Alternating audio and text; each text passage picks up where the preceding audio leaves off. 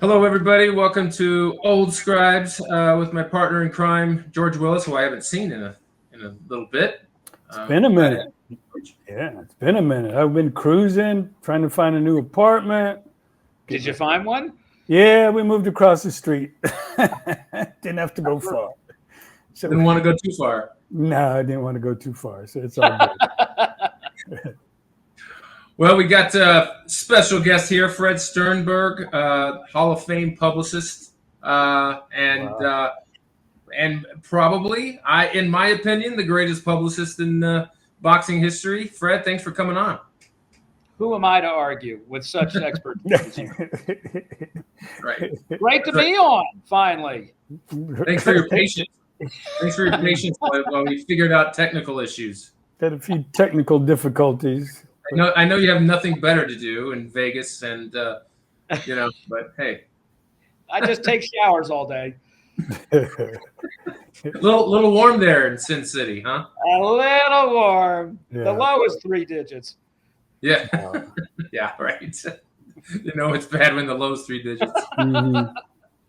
So how's you got there when yesterday? I got in Sunday night. I had been in Hollywood doing a project with Freddie Roach Wednesday until Sunday evening, and then I flew out here Sunday night. And now I'm here with ppv.com and Chris Algieri, who's going to be co-hosting the live viewer chat from the Pacquiao, from ringside for Pacquiao Barrios and the 3 supporting fights. So Chris and I have been having a great time. He's doing the interviews galore. It's terrific. Yeah, Chris has always been a favorite of mine because he got me to Macau, right? That's When he right. fought Pacquiao. Remember Yes. that? That was awesome, right? Every New York newspaper came out for that. Yeah, it was like, you know what? There's this fighter. He's going to fight Pacquiao. He's going to be in Macau. I think we should cover it. And he said yes. I said, okay.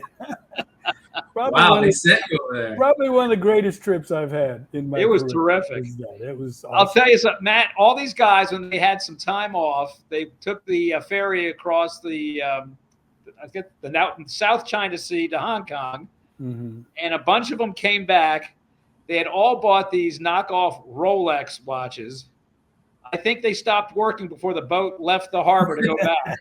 They went to see this guy to get these watches replaced, and the store was gone. It literally just greatest story. Nothing left. I knew they were in trouble when there was 2 L's and 2 X's in Rolex. So, I for a split second, I think I wondered if I could ask the El Paso Times if they're going to send me to Macau. What's your next question? I didn't bother, Yeah. but it sounds like you guys had a great time for me. Oh, that was a great trip. That was a great trip. Not much of a fight, but a great trip. Yeah. Yeah. Right. You know what? It's funny because, with Chris Algieri, I had forgotten that he had, that was a few years ago. What was it, like 2014? Yes. Something like that? I'd forgotten that he fought Pacquiao, I mean, but, that was a fight that Chris had earned. I mean, he had beaten Provodnikov, which was, which was not exactly an easy thing to do back then. He told me about this. I didn't realize this. Chris got knocked down twice in the first round, and we thought, Provodnikov's going to take care of business. Yeah. And when Chris didn't know it then, but he had already shattered his orbital bone in the left, which eye was, I don't know. And he had a broken nose. And he fought the rest of the fight and won it with those injuries. It was a very brave fight. But he never totally healed before Pacquiao. He went right into the Pacquiao fight. Yeah. Right. That was at the time, Provodnikov was, people were scared to fight him. He was feared. Yeah, he was feared. He was a heavy puncher. He was big. He was a brute, and he was beating people up, and here comes little Chris Algieri from Long Island, and people are going, oh no, whoa. And he imposed his will for the first couple of rounds, and Chris looked like he was done. His eyes were all swollen, looked like he could barely see, right, Fred? And then all of a sudden, he somehow, with a lot of blood and guts and heart, won that fight, and that's been his signature fight of his career. Oh yeah, no question. I mean, it was terrific, and he did earn that Pacquiao fight. He had people don't realize because he was so tall, but he had to move up in weight and everything else. So right. So yeah, people don't realize what a big name he had beaten at the time. Khan was no joke at the time. Right. So Fred, tell us about what does it feel like to be, did you ever think in like 2005 that in 2025 you would still be going to a Pacquiao fight? No, I think I'm in the majority on that one. He's 46 years old and 4 years removed from his last fight, which was not a spectacular effort, but it was a valiant one, and then runs for president. Someone asked Freddie, did he think he'd ever see Pacquiao in the ring again with him, at Wild Card? He said no, and they said, because you thought he was done as a fighter? He said, no, I thought he was going to be elected president. Yeah. No question. Yeah. Remind us, Fred, how close was he to that? In third. He came in third, but it was a distant third. But still, it was a national election, and it was a decent campaign. He went against the grain on a lot of issues that put he and his family and his group in some danger. He was rocking the boat a lot about corruption and things of that nature. And, in a country like the Philippines, where traditions are embedded, traditions in quotes, it's not always the safest thing to do. So I give him a lot of credit for doing it. It wasn't obviously the most popular platform, but he took a stand. His intent was to clean out the government and find out where the funds went for the hurricane victims and the typhoon victims, things of that nature. So he ran up against a big party machine and lost. The Marcos family won.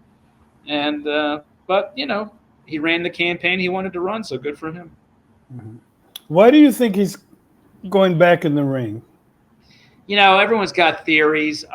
This is the first fight of his. I haven't worked with him since 2005, so I'm not real privy to what's going on. It's if you listen to him, and maybe it's true, he thinks he still has something to prove. I think he wants to make history. There's two things he's looking to do: break his own record as the oldest welterweight champion. He won it the last time he was 40. Now he's 46. The second is nobody has ever been inducted into the International Boxing Hall of Fame and come back to win a title. Some have tried to do it, like Sugar Ray Leonard, but none have been successful. He thinks he can do it. So I think I know he worked very hard in training camp. I did see him a couple days ago when I was there with Freddie, and he looks pretty good physically. But, Ray Arcel says, you get old not in the gym but in the ring. So we'll see what happens Saturday night. Right. Now, he would be the oldest fighter to ever win a world title if he wins this. And is that right? Or was Hopkins? I'm not sure. I know welterweight he would be. Now, maybe Hopkins, I don't know how old Hopkins was when he won, but he would be definitely older than Foreman. Right. I covered the Ugas fight, and what I recall about that, and what always struck me in that fight was that he changed opponents at the last minute because he was supposed to fight Errol Spence. And so, I agree he didn't look great. I don't think he looked bad, but Ugas is a much different fighter than Spence, obviously. Do you think that had an effect on that fight? I think so, but Ugas had the same issue. He was training for someone else on that card, right? And so it's hard to use that as an excuse. And Manny certainly didn't do that. But it was a lot different style that he was training for with Spence than with Ugas. Ugas had it was just a very unique style. And, he had that long reach, and Manny just couldn't figure out how to get inside to do what he needed to do. And he looked a little tentative about going in and doing it. Whereas maybe a few years earlier, certainly with Margarito, he didn't have that trepidation. And, Margarito was a tall fighter. Maybe I think next to Barrios, he might have been the tallest guy that he had fought. And that was a hell of a fight. And he had that style figured out pretty well. But, it just, it was, he was like almost there, but couldn't do it. And I give him a lot of credit for the effort. It certainly wasn't a whitewash. It was a close fight. I think he was a round from being a draw or something. So right, it was close. And I think he was also distracted by the campaign coming up and things of that nature. A lot of politicians had come in, and there was just a lot going on. I would have loved to have seen him fight Spence. A lot of people thought, gee, I wonder. And then you saw Spence when he came back, and really wasn't the guy we all thought he was. Crawford certainly exposed him. So, and, Manny had some pretty good tools too. So. Yeah. I in retrospect, I remember at the time thinking, well, I'm glad it wasn't Spence. But in retrospect, and Ugas hurt him badly in that fight when they ended up fighting, and then and then obviously Crawford just kind of exposed him to a point, where he was not the fighter he was before the accident. So yeah, I just wondered what your thoughts at the end of that night. Did you kind of feel like, well, it's time for him to hang him up? Well, it's funny, he had put some comments together for the post-fight press conference, and he just said, look, I tried my best. My best wasn't good enough tonight. And he stopped short of making a retirement announcement then, but a few weeks later, he put out a YouTube video where he did retire, because I think no matter what was going to happen that night, he was going to retire regardless, because he was running for president. And I think he was just hoping it would be on a high note, and with a title around his waist again one more time. And it just didn't happen. But in the locker room after the fight, when everyone's coming in, I saw Manny was there first, and then Freddie walks in, and Manny just goes up to him and gives him the biggest hug, and and he's smiling, and it was almost like we did it. We finished out this career together. And it's funny, back in May this year, Freddie had been honored by the Los Angeles City Council and by the Hollywood Chamber of Commerce. And the next day, Manny landed that night after the ceremony. The next day, he came into the gym, made a beeline for Freddie, and once again gave him this big hug before he did anything else, and worked out. And I thought, oh my God, this is like a full circle here. The last time I saw these guys together, they were hugging to say goodbye. Now they're hugging to say hello. And from May until this past Monday, they've been together every day in training camp. So. I don't really mind Pacquiao coming back. He's probably a guy who stayed in fairly decent shape and condition, even while he hasn't been fighting. And the Pac-Man has always put on a really good show whenever he's been in the ring. So, and we've learned that guys who are in their 40s can still compete and put on a good show every now and then. So I think it'll be interesting to see what he has left. Now, Ricky Hatton, I'm not sure if he should be entertaining thoughts of returning to boxing the way he is, because we all kind of know what he was doing when he wasn't preparing for fights, and your body just can't continually go through all that and try to come back and fight at his age. But Pac-Man, I'm interested to see his performance. Yeah, I mean, he looks terrific. He's running on non-sparring days, Monday, Wednesdays, and Fridays, 5 to 7 miles a day. There was one day he did 10 miles where he ran from his apartment on Wilshire Boulevard up to the Hollywood sign on Griffith Park. Normally he runs up to the Griffith Observatory, and then he'll do 3 to 5 miles on his sparring days, and then he's doing 2 hours in the gym and stuff. I mean, the guy's a dynamo. So now is he the same as he was in his heyday? No, of course not. Not at that age, but I think he's smarter, and he certainly knows to listen to his body, and he knows when I think when to rest it, and it'll be interesting to see what he can do with this guy. I mean, Barrios is pretty big. Someone told me Manny was 3-0 when Barrios was born.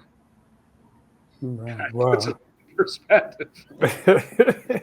We don't need to talk about all that. 16 years difference. Yeah, crazy. I've got T-shirts older than Barrios, right? He is a big, strong guy. Barrios is, but style-wise, they picked him for a reason, right? I mean, in the past, Pacquiao has kind of dominated guys like this. The Margarito fight comes to mind. Yep.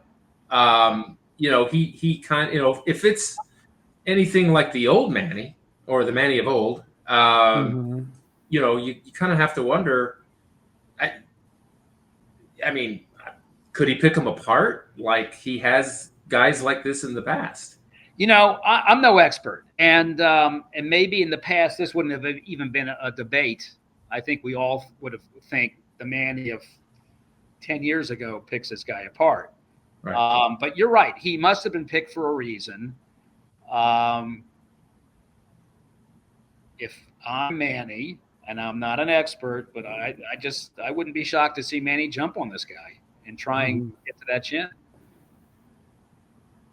Manny's always been a vicious fighter. I mean, he's never been shy about throwing some punches. So yeah, that's probably not going to change. He was always a crowd pleaser, and I'm sure the crowd will be excited to see him return to the ring. And everybody knows Manny Pacquiao, so I think it's a good thing for boxing, actually. Yeah, it could be. We'll see. Let's hope. You kind of hate to see these guys come back at these ages, but it's not a new story. So right, as you said, Manny does take care of himself. I mean, he plays basketball daily.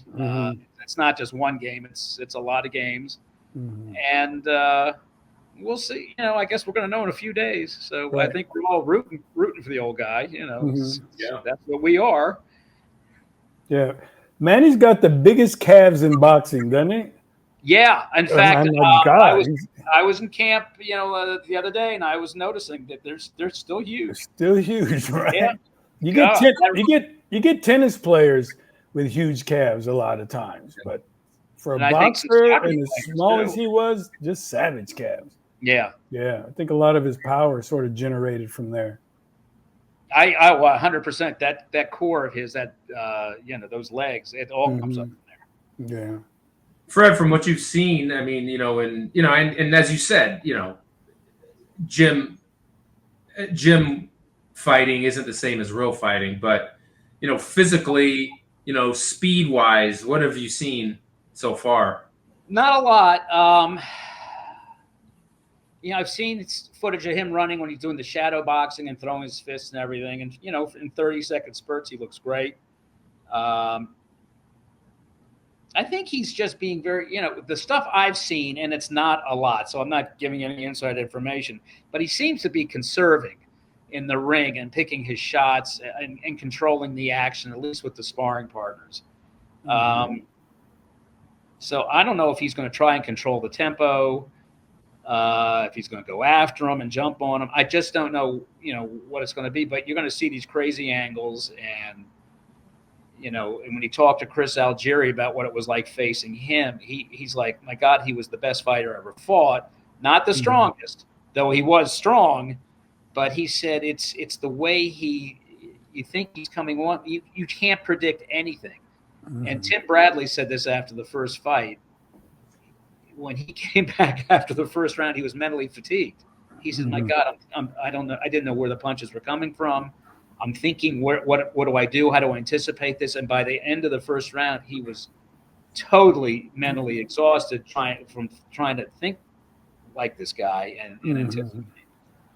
So a lot goes on that we don't appreciate, that the fighters appreciate. You know, and you can also see that like in the opponent's eyes. I noticed that a few times over the course of his career, where like, you know, they can watch tape and they can watch him spar and they can watch him do this and do that, but like the look on their faces and their eyes when they start having to like feel those punches or try to duck them, try to predict them, or try to, it's like, I remember Oscar's eyes were like saucers. They were just like, after about 30 seconds in, you could just tell that like he was saying to himself, okay, I didn't expect this.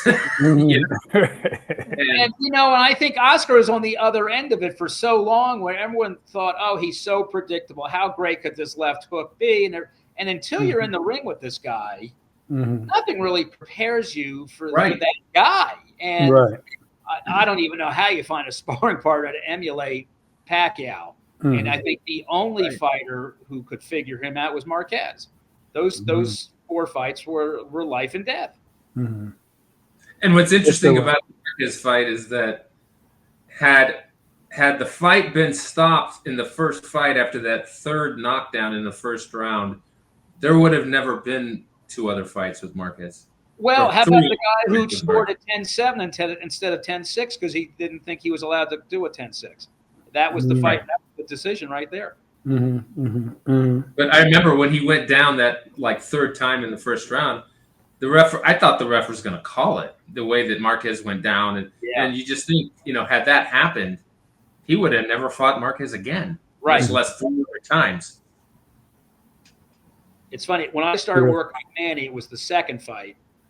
And then, you know, then they had the 3rd fight. And then after a while, we'd be on these conference calls, and who's next? You're going to fight Marquez. And he had this look on his face like, why do I have to keep fighting Marquez? I'm so sick of this guy. And I'm thinking, but Freddie always wanted another fight because A, he hated Nacho and the trainer. And B, he wanted to show that they could really definitively beat this guy. And but Freddie always was the first to admit that they were the only ones who could figure Manny out. Well, correct me if I'm wrong, but wasn't there talk of a 5th fight? Well, I know certainly Manny wanted it, but I think Marquez was being a smart he was good. Yeah, he was good, right? He was like, you know what? I'm going out on a high note. You're right. It's good. That's good. They ain't getting any better than that, right? I'm not getting in that ring. Because he was so close to being stopped in that fight. You know, it was only 10 seconds left. Manny heard the pounding of the hammer, and he had him on the ropes. I don't know if he even comes out in the next round because his nose was broken and everything. Manny steps on Marquez's foot going in for the kill. Marquez pulls his foot back, which brought Manny's head down, and the counter punch came at the same time. It's an incredible sequence, but that's what you train for. And, you know, it was all muscle memory with Marquez. That's what he trained his whole life for, an opportunity. I'm sure it wasn't what he was thinking. It was what he was trained to do. Yeah, right. And that's what I was always like. I thought, well, you know, Manny gave him, you know, 4 bites at the apple. You know what I mean? It's like, and then Marquez was like, okay, I'm good. Yeah, and, you know, I'm sure there was a ton of money out there for her 5th fight. Right. But look, Marquez is smart, and maybe he knew, you know what, that I got pretty lucky, you know, not lucky, but this was a close call. And I'm at this certain age. And look, he had been fighting a long time. Yeah, he had. And he didn't need to do it. Yeah, you know, good for him, you know? Yes. Good for him. Fred, let me ask you, you've been around a long time, started with Sugar Ray Leonard and Marvin Hagler and all them. And, you know, you've promoted, you know, all the best and some of the unknowns. I think probably Winky Wright, to me, was your best effort because nobody knew who Winky Wright was until you start putting it out there. And then it wasn't long, in addition to his performances, which were solid as well. Right. But I thought, you know, the work you did with Winky was like the best because it wasn't long before everybody knew who he was when nobody knew who he was before that. True. If you were a real boxing fan, you knew who he was, but you're right. He wasn't a household name. And I had just gone out on my own, and he was my first client. So of course I poured everything into this guy, and he had he was the beneficiary of being promoted by Roy Jones. So he was always his co-main event on HBO, which, great visibility and great opportunity. And James Prince was his manager, who probably got him involved with Roy Jones. So he had two savvy guys who, for a guy nobody knew, I mean, he was getting out there 2-3 times a year on HBO, So, but you're right. Who was he fighting? And this, and so I came in, and we had a lot of fun, and we were making Oscar's life miserable because we were chasing him. Oscar had 2 of the 54-pound titles, and Winky had the IBF, and we just had a lot of fun making his life and Aram's life miserable. And and in the meantime, he just kept fighting and doing more. The name of the game was him doing a lot of interviews. When we did the first show together, and it was in Oregon, and I know we fought, Winky fought Bronco McCart for like the 4th time or something. So we came in with all these great press clips and everything, and now that's the fight, and Bronco gets disqualified for, I don't know, 4 low blows throughout the fight. He just kept getting warned, and finally they just called it off. And because we're on HBO, I'm in the locker room with him, and he goes, "Oh, what do you think I should say? Do I want to call somebody out?" Or I said, no. Wait for them to ask you about Bronco McCart and the low blows. He goes, "Well, what do you want me to say?" I said, "Well, it's an HBO fight. Just say 1 more low blow, and I would have been auditioning for The Sopranos." And he did it. He waited for the question, and the place went bananas. And it was like Roy Who that night. It was all about Winky and his quotes. And we just made him available everywhere, and we were the biggest pain in the neck. And he went along with it because he had never had this kind of attention. Right. It was a great partnership for as long as we went, and he was a great fighter. I mean, my God, Trinidad and Winky and Mosley, and he should have gotten the nod for that middleweight title fight with Jermaine Taylor. That was he probably whipped in. As much as I like Jermaine back in the day. But that, I don't even think it was close, and he got a draw there, and so. But I echo what George is saying, Fred, because in 2005, Winky Wright, I mean, he was headlining one of the biggest pay-per-views of the year with Trinidad, right? Yeah, and it was supposed to be a coming out party for Trinidad. Yes. So I'm sitting behind Mark Taffet. And we're watching the fight, and it's the first round, and Winky's like, "This can't be all there is to Trinidad." And the second round, he comes back, and he's like, "I don't know, maybe this is it. Maybe he doesn't." By the 6th or 7th round, I mean, you can see it in Winky's face. He is on cruise control. Trinidad's totally befuddled, and I keep jabbing Taffet. "Isn't this a great fight, Mark? Isn't this a great fight?" All he wanted was Trinidad. Best time ever. He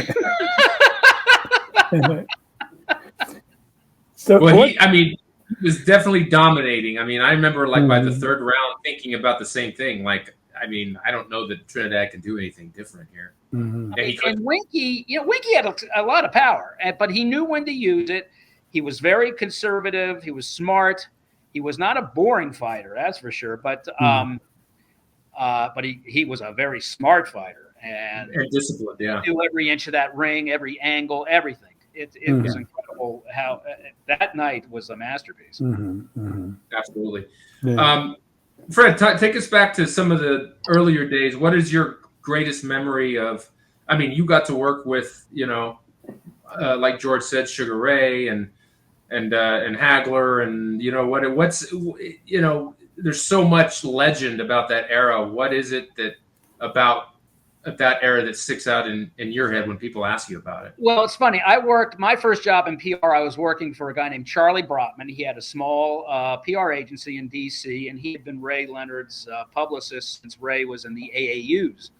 So when I got there, I was an unpaid intern, and I started in November of '85. And I think a year later, all of a sudden, everyone's, is Ray coming out of retirement and what's going on? And then finally, we're asked to put on this big press conference in Bethesda, Maryland to announce Hagler Leonard. So this was an evening press conference, if you can believe that.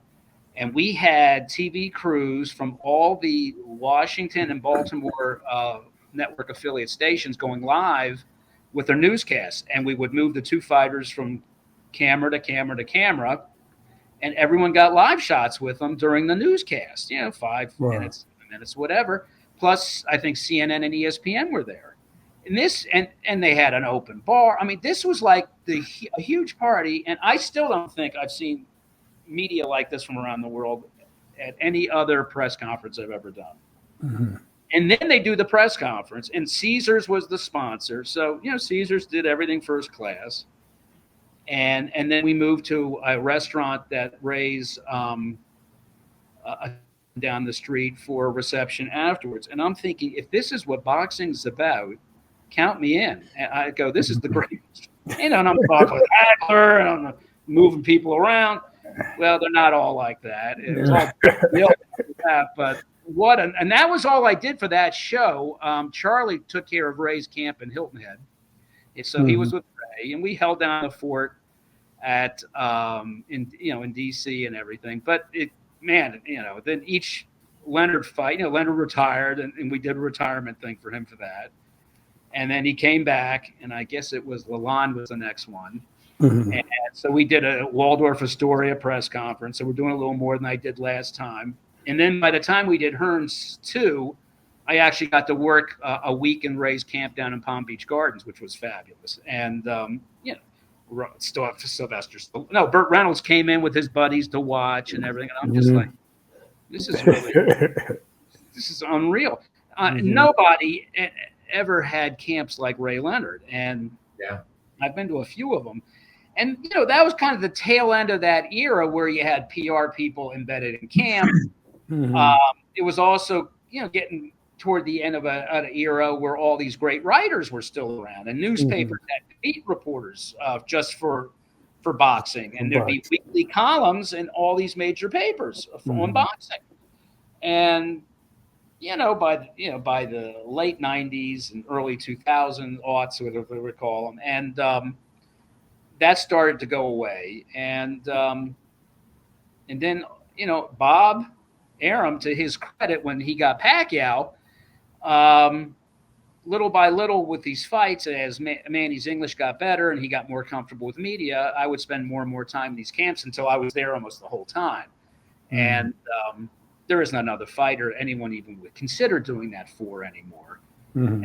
And it's an expensive proposition, which I understand, but I think that's also why I don't think these fighters get the attention for these big fights that they should or used to do. So,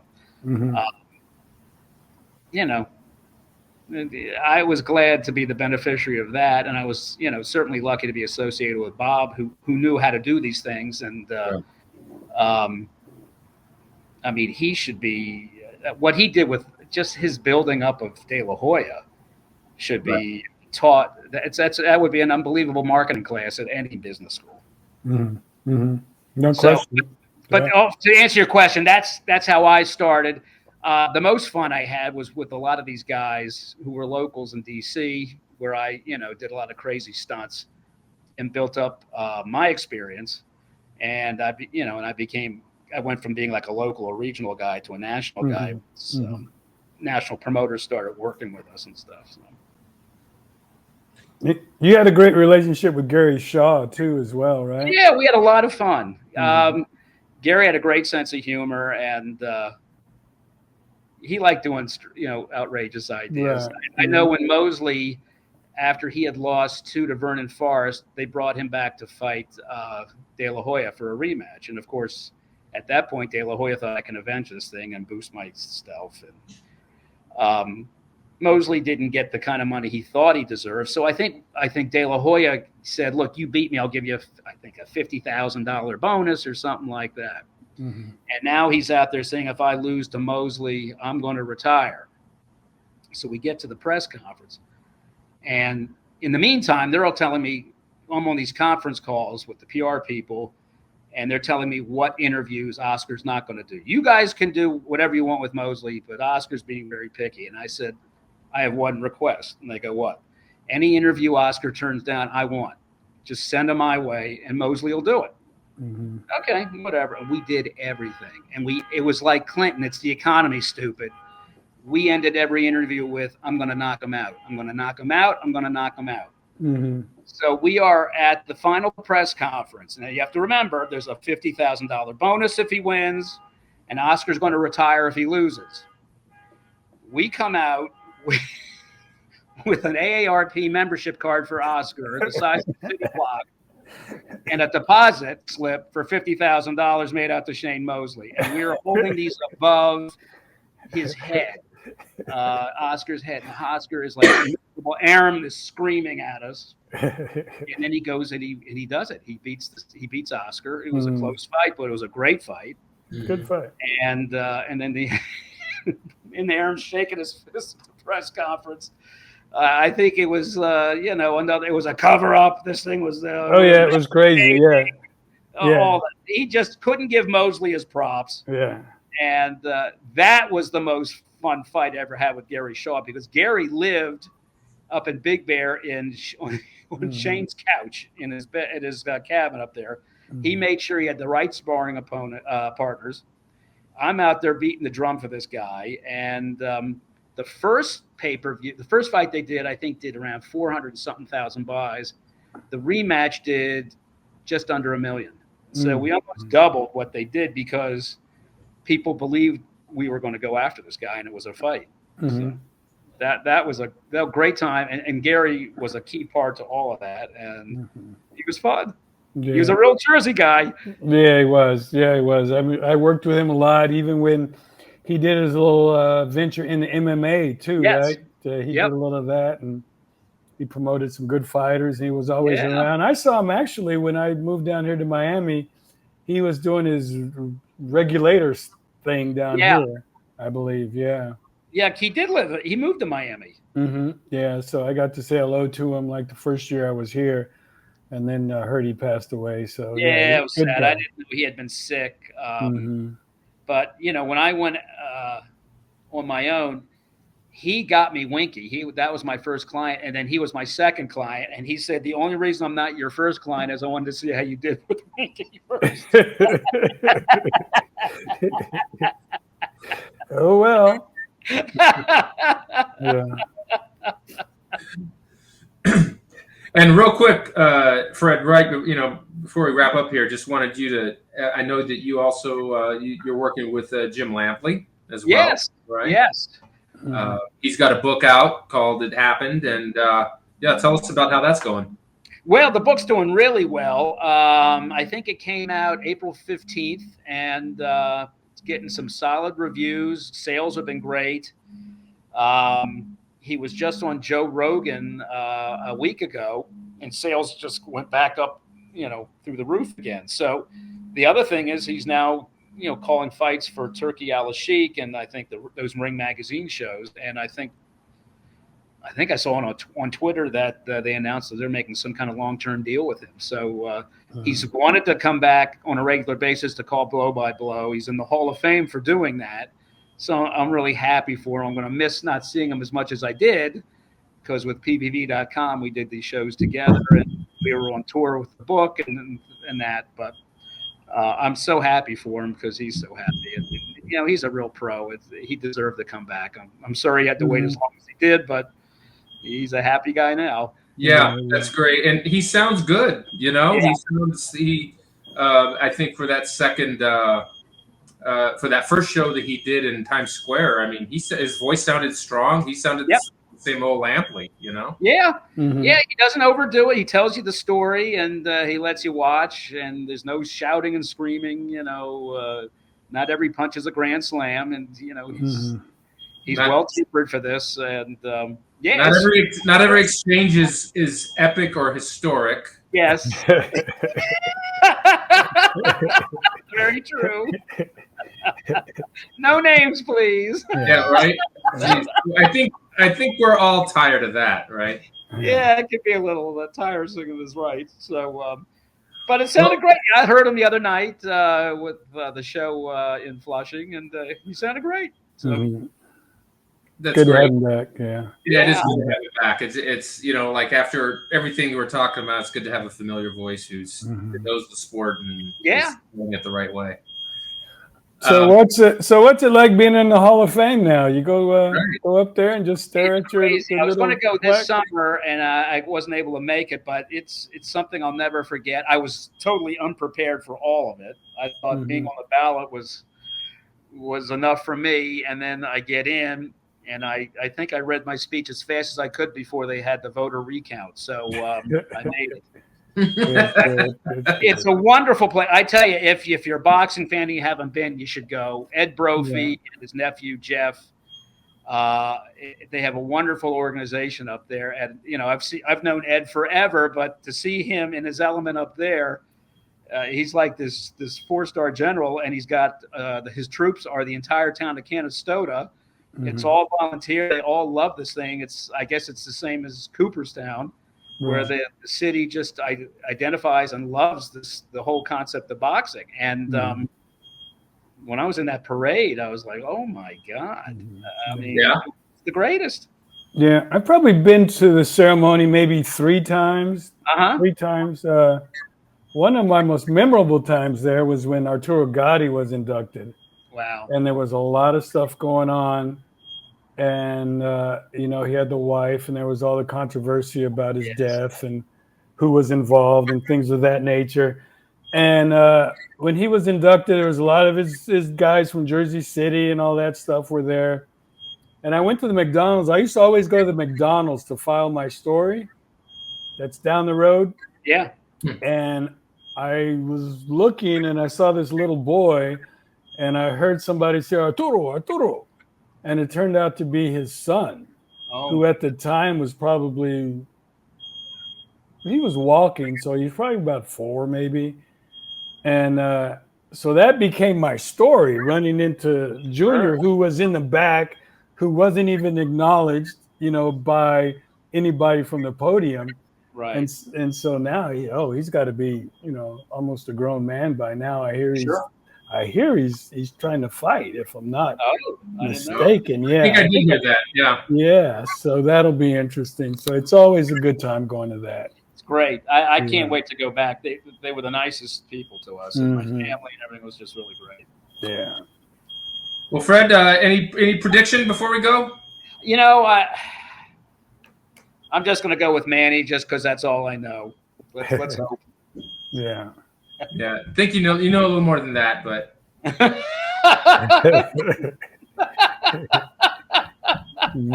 leave it to their PR guys to take the blame for that. All right, well, Fred, thanks a lot for coming on. Really appreciate it. Oh, thanks for having me. This was great. Yeah, this was fun. And, have fun in Vegas. All right, talk to you guys soon. All right, buddy. Talk to you soon. Take care.